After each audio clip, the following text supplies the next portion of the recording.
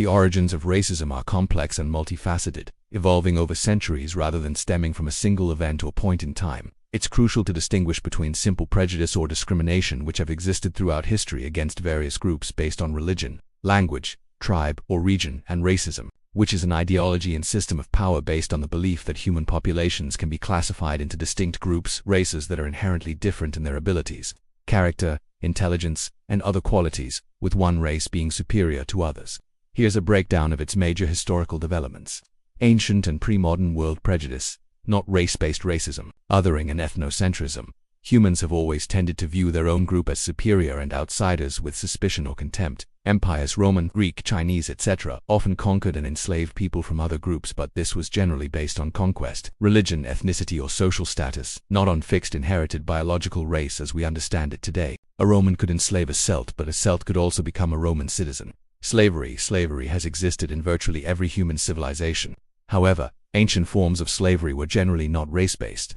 Slaves could be prisoners of war, debtors, or people born into servitude, and they often came from various ethnic backgrounds, sometimes even the same as theirs. Skin color was rarely the primary determinant of status. The age of exploration and the rise of the transatlantic slave trade, 15th-18th centuries. Economic drivers. This is perhaps the most critical turning point. European exploration and colonization of the Americas created an insatiable demand for labor to work on plantations, sugar, tobacco, cotton. Attempts to enslave indigenous peoples were often unsuccessful due to disease, resistance, and familiarity with the land. The African solution. Africans were targeted because they were unfamiliar with the Americas, immune to some European diseases, and easily identifiable by their physical characteristics, which made escape and blending into the free population more difficult. The existing slave trade networks in Africa also facilitated this. Justification through racial ideology. To rationalize the brutal, hereditary enslavement of millions of people based on their continent of origin and physical appearance, an elaborate ideology of racial inferiority began to emerge. This was necessary to reconcile the inhumane practice with emerging European ideas of human rights and dignity, which were initially applied only to Europeans. Early justifications often involved biblical interpretations like the curse of Ham or claims of African savagery requiring civilization. Codification of race. Laws were developed in the colonies that formalized racial distinctions, making slavery hereditary through the mother and defining blackness as synonymous with enslavement. This cemented the idea of white as free and black as enslaved. The Enlightenment and scientific racism, 18th-19th centuries. Paradoxically, as Enlightenment thinkers promoted ideals of liberty, equality, and human rights, a concurrent movement arose to scientifically categorize humanity. Categorization and hierarchy. Naturalists like Carl Linnaeus and Johann Blumenbach attempted to classify human beings into distinct races based on physical traits, skin color, skull shape, etc. Crucially, these classifications were rarely neutral. They almost always placed Europeans at the top of a racial hierarchy, with Africans and indigenous peoples at the bottom.